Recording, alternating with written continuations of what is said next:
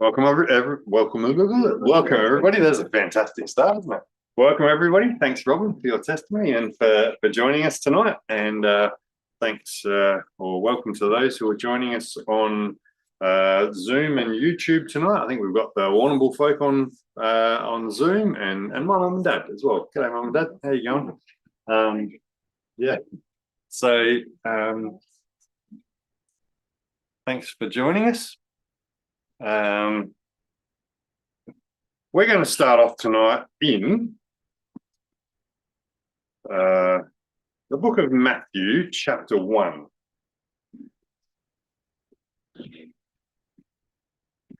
Many of you will be aware that the Bible holds many numbers, and if you view the numbers as a bit of a pattern through the Bible, quite often there's significances that seem to be associated with one number or another, and some people have got very descriptive about those numbers and looked into them a lot, and my dad's one of them. But I'm definitely not that knowledgeable. However, I'm aware that a couple of numbers, their significance. So the number 4 generally is to do with the natural world. And specifically the world under sin.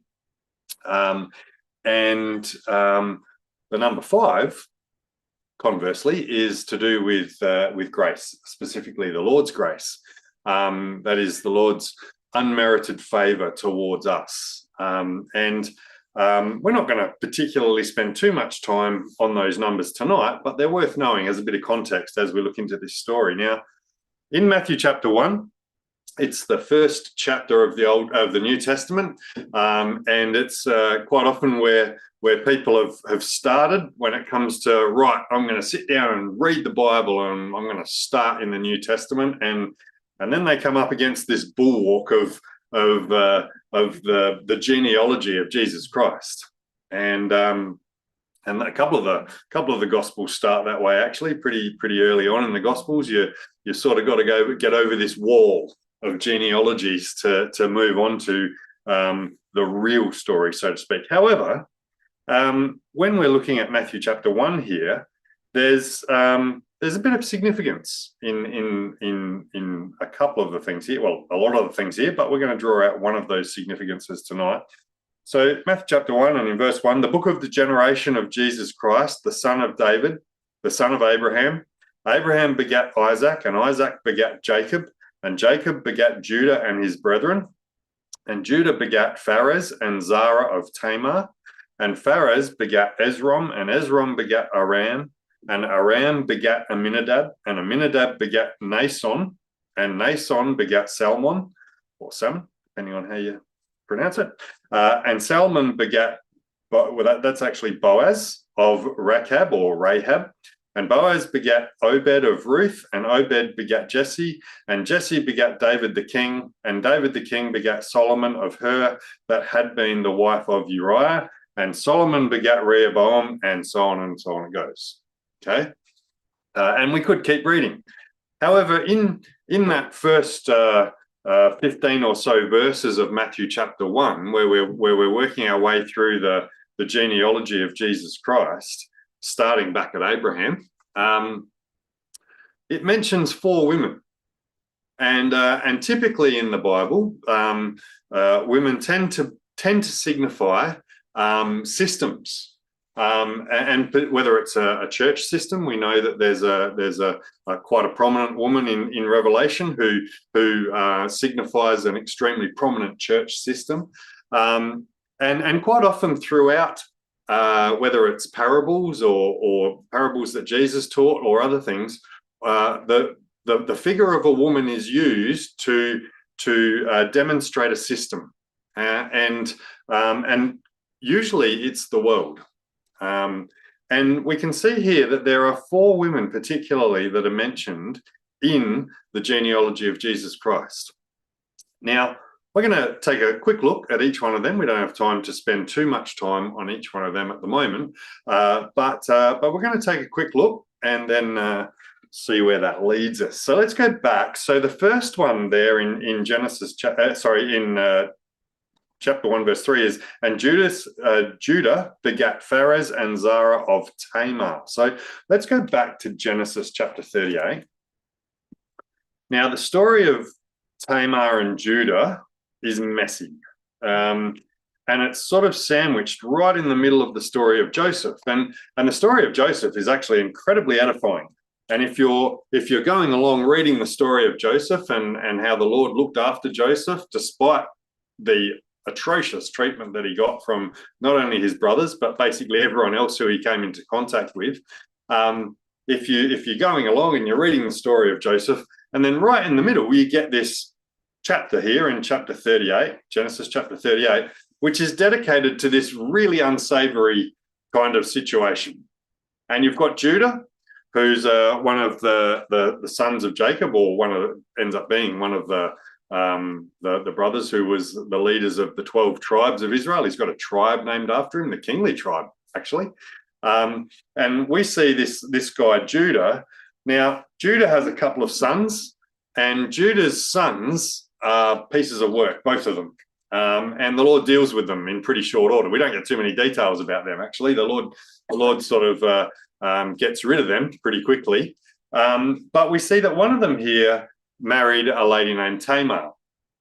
And her situation was such that under the culture of the time, Judah, her father-in-law, actually in many ways had a lot of control over her life. Now, that might be unsavory to us today, but this was the culture of the time, and his control over her life was actually exercised very unfairly. And he basically said to her, you can't go anywhere, you can't do anything until I've got another son who's old enough to marry you, and then you're going to marry that other son. Now, that was almost a bit of a life sentence for Tamar. And she was in this situation where things were looking grim. She had basically been sort of confined to barracks, if you like, and she was not able to go out and make any of her own decisions. She was not able to perhaps pursue someone who she liked or wanted to be in love with. All of those things were taken away from her, and we see here that she ends up taking matters into her own hands, and we see here.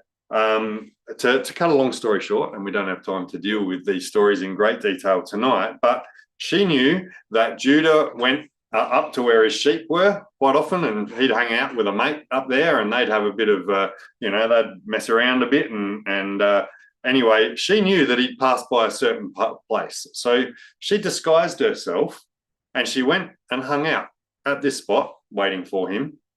And to cut a long story short, like I said, it's a very unsavory story, but she ends up pregnant with Judah's child, or children, as it turns out. And anyway, we're going to read here. Would you like to read? We're going to read here. Verse 23 of chapter 38. Verse 24. And it came to pass about 3 months after, this is when things start to get obvious in a pregnancy, that it was told Judah, saying, Tamar, thy daughter-in-law, hath played the harlot, and also, behold, she is with child by whoredom. And Judah said, bring her forth and let her be burnt.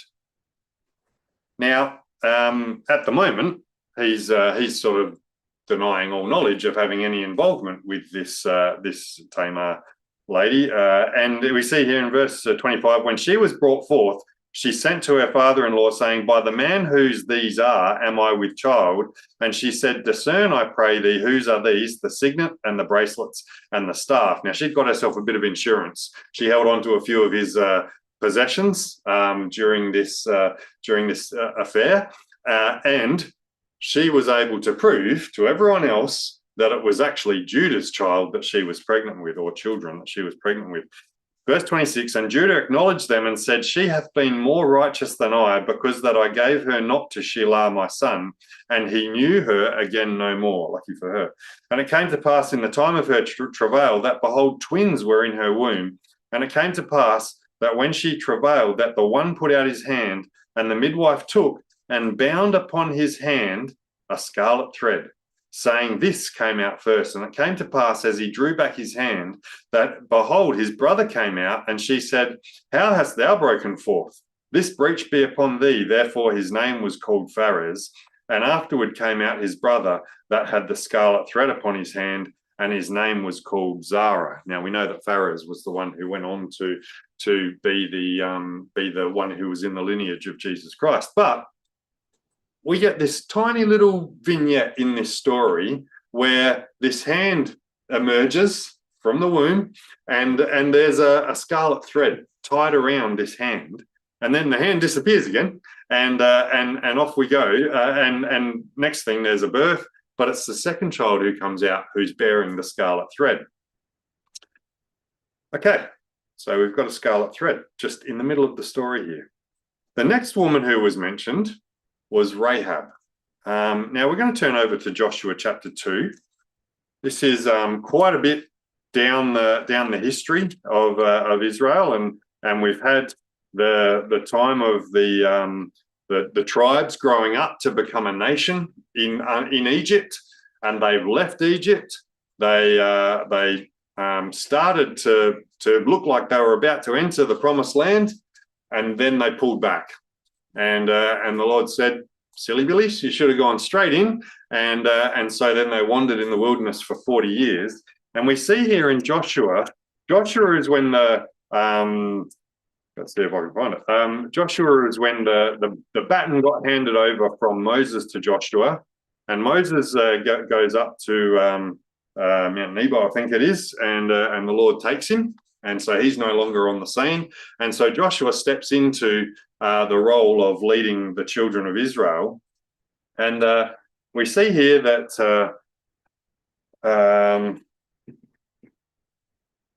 in verse, where can we pick it up? So there's some spies.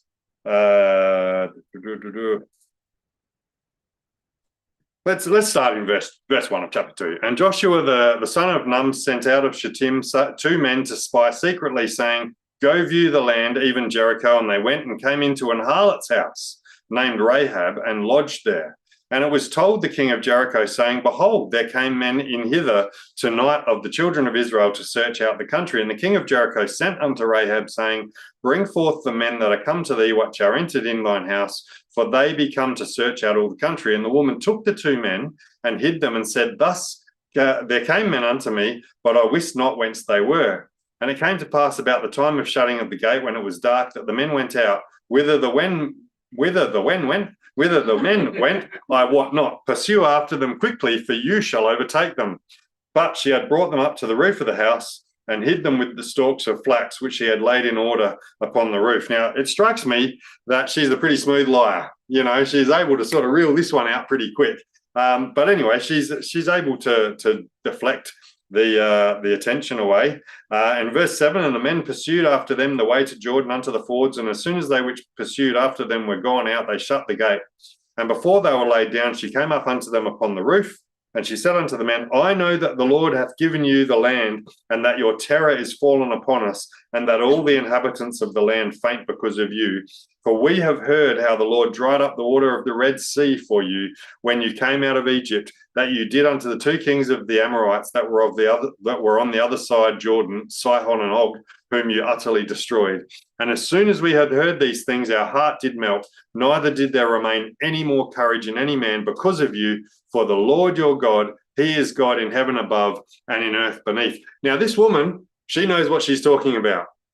She's heard enough of what's going on, and she's been watching the progress of what's been going on, this massive nation which has sort of come across the desert towards Jericho here, and she knows what's going on.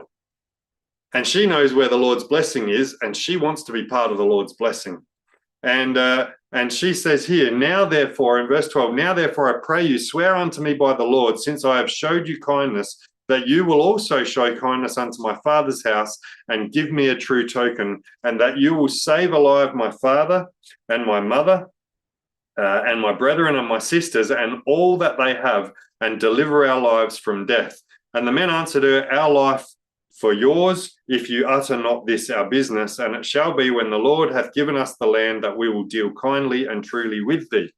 Then she let them down by a cord through the window, for her house was upon the town wall, and she dwelt upon the wall. And she said unto them, Get you to the mountain, lest the pursuers meet you, and hide yourselves there 3 days until the pursuers be returned, and afterward may you go your way. So she even knows how the systems work. And she's like, guys, shoot over there, wait for 3 days, keep your head down, and then after that, you'll be right. Then you'll be able to continue on with your journey. But don't forget me. And in verse 17, she said, And the men said unto her, We will be blameless of thine oath which thou hast made us swear. Behold, when we come into the land, thou shalt bind this line of scarlet thread in the window which thou didst let us down by, and thou shalt bring thy father and thy mother and thy brethren and all thy father's household home unto thee. And as we know, the story went on that the children of Israel, they compassed the wall of Jericho over a period of 7 days, and then on the seventh day they compassed it 7 times, and it's the walls fell down flat, as exactly said was going to happen. And we'll go to chapter 6, and in verse 21, and they utterly destroyed all that was in the city, both man and woman, young and old, and oxen, sheep, and ass, with the edge of the sword. But, chapter 6, verse 21, I'm at now, verse 22. But Joshua had said unto the 2 men that had spied out the country, Go into the harlot's house, and bring out thence the woman, and all that she hath, as you swear unto her. And the young men that were spies went in and brought out Rahab and her father and her mother and her brethren and all that she had. And they brought out all her kindred and left them without the camp of Israel. And they burnt the city with fire, and so on and so forth. In verse 25, And Joshua saved Rahab the harlot alive, and her father's household, and all that she had. And she dwelleth in Israel even unto this day, because she hid the messengers which Joshua sent to spy out Jericho. All right. Now, there was 2 other women. So we started off with Tamar, got Rahab. There was 2 other women. There was Ruth, and there was also Bathsheba. Now, in Matthew chapter 1, Bathsheba doesn't even get named.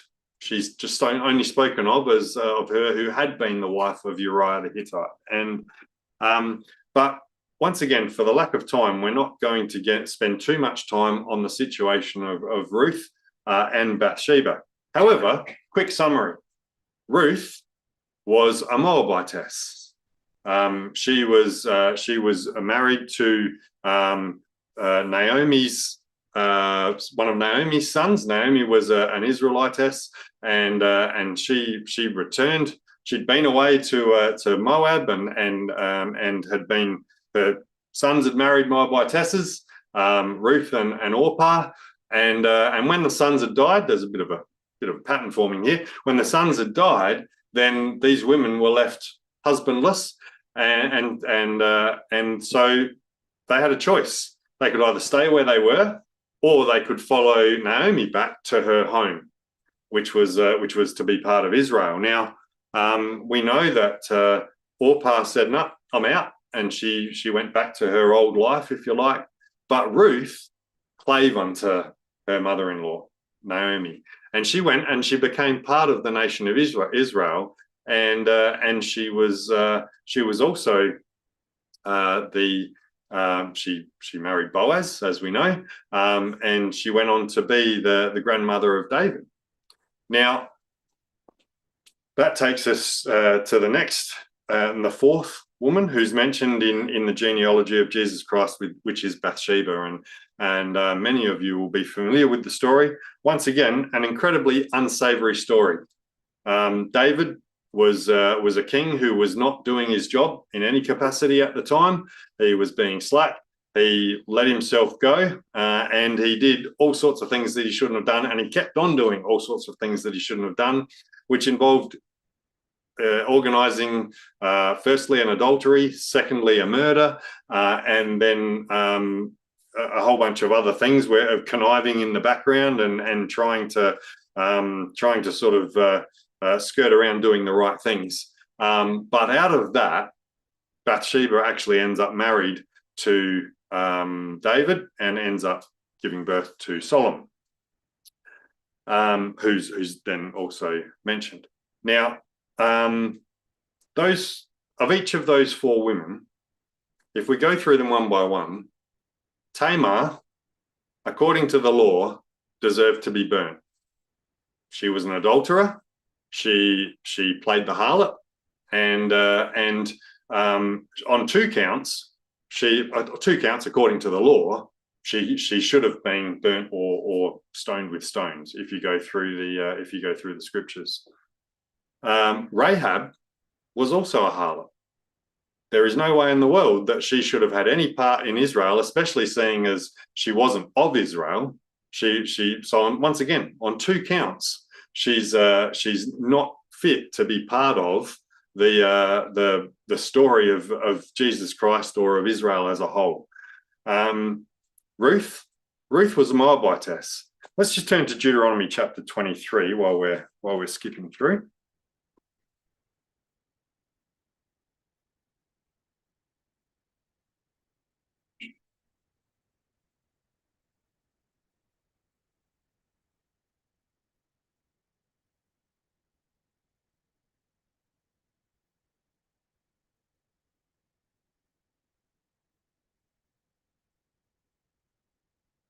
Never find it. Deuteronomy 23, and we're going to read in verse 3. An Ammonite or Moabite shall not enter into the congregation of the Lord, even to their 10th generation shall they not enter into the congregation of the Lord forever. Full stop. Simple law. So Ruth, as a Moabite, shouldn't have been allowed anywhere near Boaz. Boaz was of the stock of Israel, and he was a rich fella as well, a rich and powerful man, a mighty man. It talks about him as a mighty man, and so this Moabitish woman shouldn't have had any part in his life for at least 10 generations. Now, I don't know if she was willing to wait for 10 generations to be welcomed in or not, but according to the law, she was done for. And we know that Bathsheba was also became, whether it was whether she had any control over that situation or not, but she became an adulterer by default. And she, in fact, if you read the law, and I was going to look up the reference for this, but if you read the law basically says that if a woman lies with a man, it talks about a virgin, but it basically extends to any woman.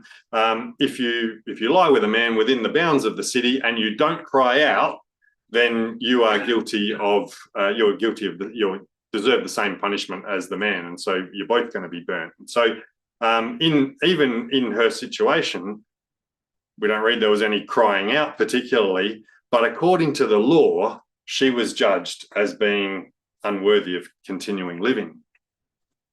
So we've got these four women who, by all rights, shouldn't have had their lives, let alone a part in the kingdom of Israel, let alone be four women who are the forerunners of Jesus Christ. And we see that, like I said, number 4 quite often represents the world under sin. And we need one more to turn it into grace. And if we go back to Matthew chapter 1,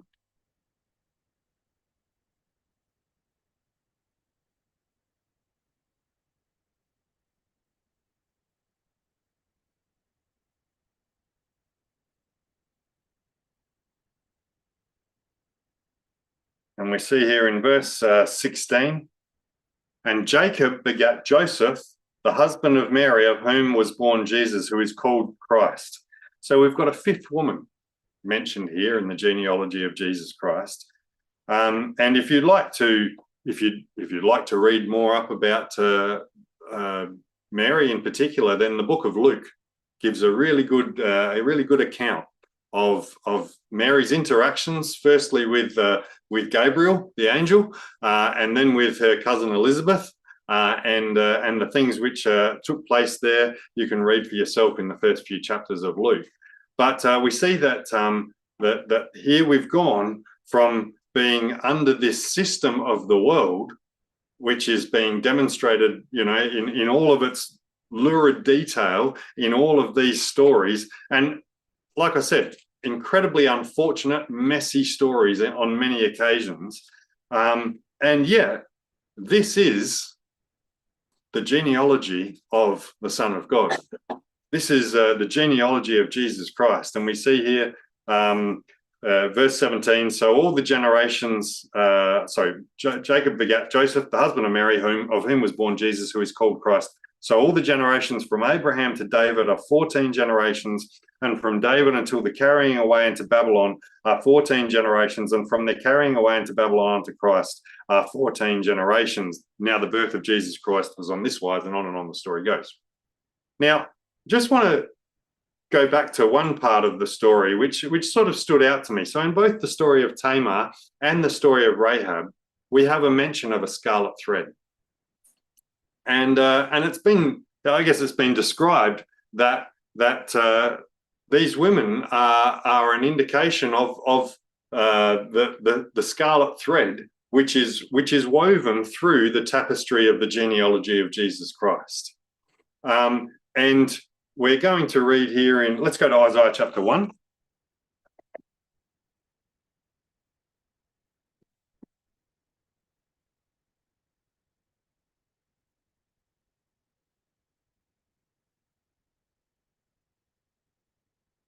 Scarlet is quite often associated with sin in the Bible. It's also associated with sin offerings, and it probably wasn't cotton as we think of it. We tend to think of a thread and we think of cotton. It was probably more thick wool, dyed thick wool, scarlet, which is probably why guys were able to put their weight on it when they climbed down the wall. It wasn't just a little cotton thread that they were sort of clinging onto with their fingertips. It was probably a nice thick rope of woolen skein, and the scarlet, which quite often figures, even figures in the ordinances for the Levites, the priests, when they had to make offerings. There was hyssop and scarlet and so forth that all had to be part of things. But we're going to read here in Isaiah chapter 1, verse 11. To what purpose is the multitude of your sacrifices unto me, saith the Lord? I am full of the burnt offerings of rams and the fat of fed beasts. I delight not in the blood of bullocks or of lambs or of he-goats. Excuse me. When you come to appear before me, who hath required this at your hand to tread my courts? Bring no more vain oblations. Incense is an abomination unto me. The new moons and the Sabbaths, the calling of assemblies, I cannot away with it. I cannot away with. It is iniquity, even the solemn meeting. Your new moons and your appointed feasts my soul hateth, and they are a trouble unto me. I am weary to bear them. And when you spread forth your hands, I will hide mine eyes from you. Yea, when you make many prayers, I will not hear. Your hands are full of blood. Wash you, make you clean. Put away the evil of your doings from before mine eyes. Cease to do evil. Learn to do well. Seek judgment. Relieve the oppressed. Judge the fatherless. Plead for the widow. Come now and let us reason together, saith the Lord. Though your sins be as scarlet, they shall be as white as snow. Though they be red like crimson, they shall be as wool or white wool. Verse 19, if you be willing and obedient, you shall eat the good of the land. Now, the Lord's giving the children of Israel here through Isaiah, and as we often mention, Isaiah is a wonderful book. It's got an awful lot in it, but the Lord's starting here with an appeal to the children of Israel about why and how they should actually go about things, as opposed to the letter of the law. And we've read that the letter of the law ruled each one of these ladies was ruled out of being allowed to live let alone being allowed to be part of Israel, let alone being able to be part of the genealogy of Jesus Christ. And you know, obviously a great number of the fellas were in the same boat. But we see here the Lord was saying, I don't want your sacrifices. It doesn't do me any good. When you spread forth your hands, I will hide mine eyes from you. It's when these self-righteous people are going to the Lord and saying, look, Lord, look what I've done for you. And the Lord says, I don't care. When you've done it with a terrible attitude, and if at any time, you know, perhaps David or any one of the other Judah or any other one of those blokes involved had gone and said, hey, Lord, I'm doing your work at the moment, the Lord would have gone, no, you're not. You're an abomination to me. Come now and let us reason together, saith the Lord. Well, sorry, firstly in verse 17, learn to do well, seek judgment, relieve the oppressed, judge the fatherless, and plead for the widow. Not abuse the widow, not take advantage of the widow. These are the things which the children of Israel had gone away from. They'd completely missed what the Lord was really wanting his children to do.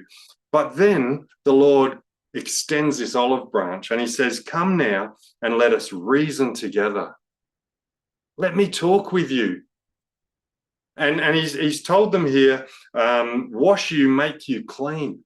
Now, how does a natural man look at his soul and make himself clean? You can't. There's nothing you can do to make yourself clean.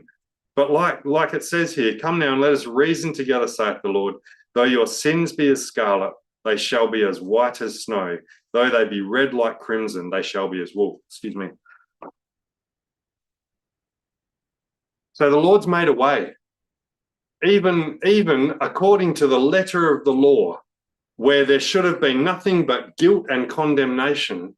The Lord made a way in each one of these situations for these people to not only be elevated into the nation of Israel, but to be elevated into the highest ranks of the nation of Israel, to be the line of kings, to be the line of Jesus Christ himself. And in verse 19, if you be willing and obedient, you shall eat of the good of the land. Let's go over to Matthew chapter 27.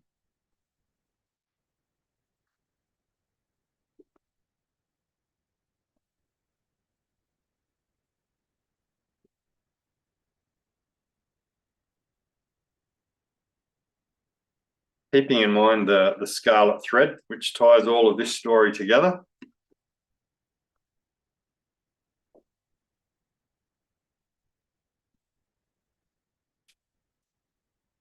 And we're going to start reading in Matthew chapter 27 and verse 22. Pilate said unto them, what shall I do then with Jesus, which is called Christ? They all say unto him, let him be crucified. And the governor said, why? What evil hath he done? But they cried out the more, saying, let him be crucified.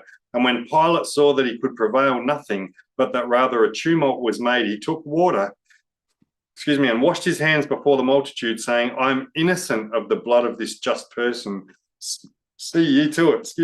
Then answered all of the people and said, his blood be on us and on our children. What a horrendous thing they were calling out for. Verse 26, then released he Barabbas unto them. And when he had scourged Jesus, he delivered him to be crucified. Then the soldiers of the governor took Jesus into the common hall and gathered unto him the whole band of soldiers. And they stripped him and they put on him a scarlet robe. What's a scarlet robe made of? Thousands and thousands of scarlet threads. Thousands and thousands of examples of the sin of this world. Thousands and thousands of examples of the hopelessness of mankind when it comes to trying to be righteous under the law. Thousands and thousands of examples of Jesus Christ himself taking other people's sin upon himself for the good of the other people. And we're going to go back now to Isaiah chapter 53. We know that Jesus went on to Isaiah 53. We know that Jesus went on then to be crucified, and we know that Isaiah 53 particularly is a prophecy of Jesus Christ. And we see here in verse 4 of Isaiah 53, surely he hath borne our griefs and carried our sorrows, yet we did esteem him stricken, smitten of God, and afflicted. Now, I have to admit that if I was there, I suspect I'd probably be one of those people who, just along with the rest of the mob, would have been calling out, crucify him, this unpopular man. Let's get rid of him. He's causing a fuss. He's saying all kinds of disruptive things. Let's get rid of him. And I would have esteemed him as being stricken, smitten of God, and afflicted. I would have looked at him and gone, he can't be right. He can't be the Son of God. Look at him. If he was the Son of God, he'd be glowing in bright light, and he'd be levitating above us. And he's not. And he's just a beaten up, horrible little lump of a man. Look at him. He's terrible. We esteem him stricken, smitten of God, and afflicted. And yet it's because he was carrying our sorrows and our griefs. Verse 5, but he was wounded for our transgressions, he was bruised for our iniquities. The chastisement of our peace was upon him, and with his stripes we are healed. All we like sheep have gone astray. We have turned everyone to his own way, and the Lord hath laid on him the iniquity of us all. Jesus Christ took upon him all of the sins of the world. And we see here that when we look at these natural stories of these women who are involved in the generations of Jesus Christ, the Lord was able to turn each one of those horrendous situations around into being a story whereby his plan is able to be brought forth. His plan is able to be brought out, and it's an encouragement to us that no matter what situation we were in before we came to the Lord, no matter what situation we might think we're in at the moment, that if we're willing and obedient, if we go and reason with the Lord and say, Lord, I want to be yours, and I want to be one with you. I want to follow you. And Lord, I can't wash myself clean. None of us can. But we know that the Lord has taken upon him the iniquities of us all. And through the Lord, we're able to be washed clean. Through the Lord, we're able to stand in, let's go and have a look, Revelation chapter 17.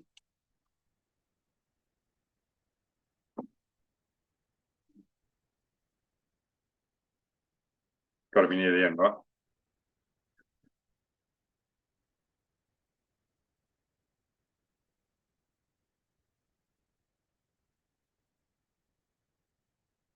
Actually, we might, that's going a little bit further back into the Scarlet, the worldly systems. We might actually go to Revelation chapter 7.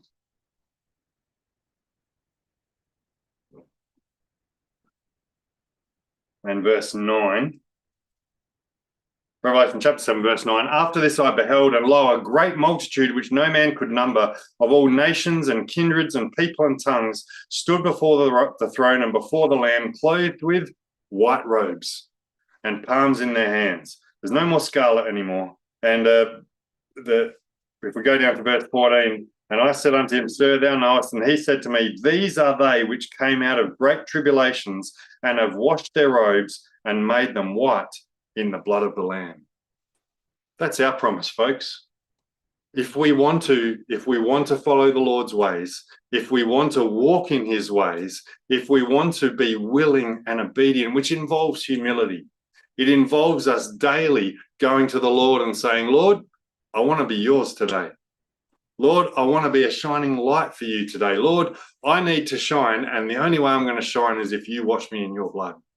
And here this is what we're looking forward to, becoming part of this multitude which no man could number. who've washed our robes in the blood of the Lamb and are made righteous and are freed from this world system and are freed from all of the limitations of the things that the law would have put us under if it had the chance. And yet we stand free and we stand washed and we stand clean by the blood of the Lamb. And all the people said, all right, I hand back to Nigel.